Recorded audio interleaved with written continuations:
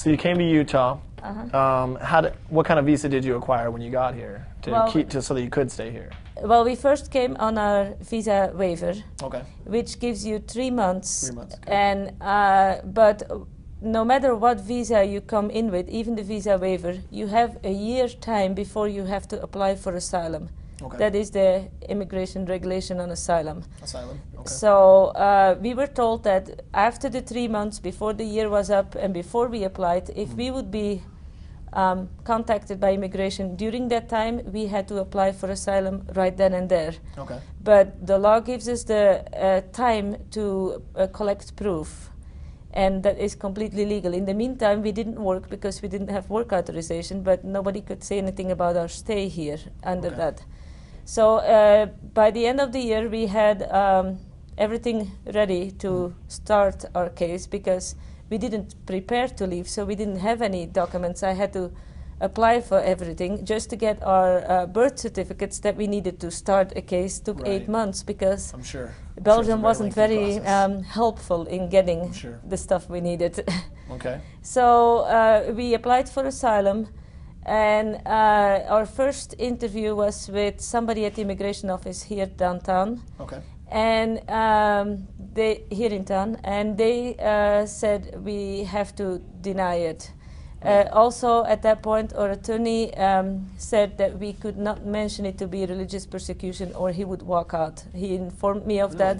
As I don't know where the pressure came from. That's interesting. He informed me of that right the day, well, a half hour before we walked into the room with the immigration officer. So it was at that point denied. Then we had to go to an immigration judge. In the meantime, he added to it that it was religious persecution. Okay. I guess he had more proof of what had happened to us, and so he added that to the case. Okay. And so he was okay with that. When we walked into the building to have our meeting with the immigration judge a few years ago, it was on a day that the immigration office was closed, that they wanted us to be there, and there was a bus standing ready to detain us. Oh, wow.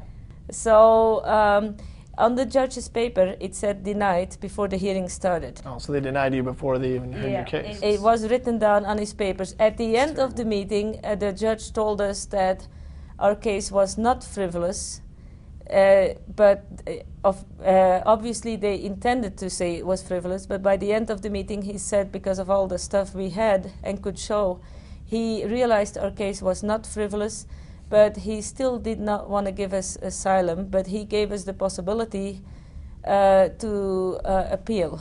Okay. Because he didn't say it was frivolous. All right, so obviously you appealed. We appealed. We did every appeal. We did the 10th Circuit Court. Sounds like a lot that you've gone through. I don't know the legal system. So did you obtain a work visa, or how have you stayed up here up to this point? Just appeal after appeal, or? After 18 months here, while our case was running, we were getting work cards. Okay. And so we had to pay for those, of course. Every year we had to apply for those, and we obtained work cards. Okay. And whenever we were allowed to apply for those, we did, and we paid, and we worked. Right. And we paid taxes. And so a few years ago, about 5 years ago, 2 of my daughters got married, and their husbands happened to be U.S. citizens. Not that it was arranged that way, it's just they grew up here. Right, exactly. Yeah. So they both married a U.S. citizen, and their husbands petitioned for them. Okay. And our attorney, we still had the same attorney from the beginning, did something wrong with the paperwork, and that's why it was denied. I see. And at first, and they had to leave. That's what they were saying.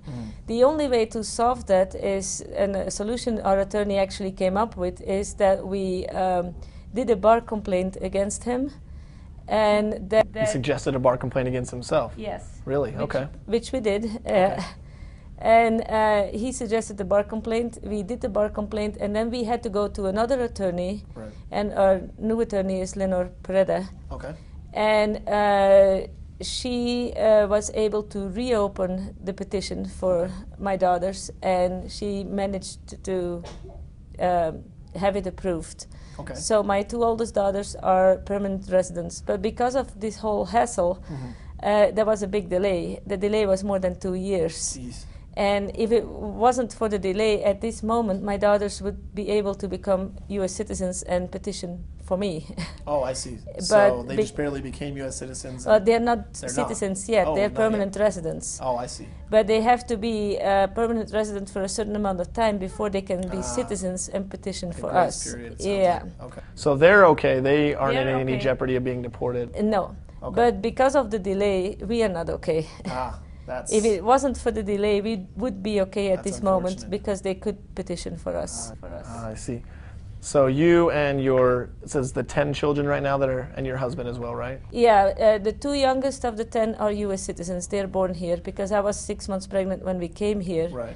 And then him, his name is Scott, and then Brennan, they were both born here. So are they still looking at being deported, or they would stay if they have family here, or? They could potentially stay here, but as a mother, I'm taking them with me. Right, exactly. Yeah.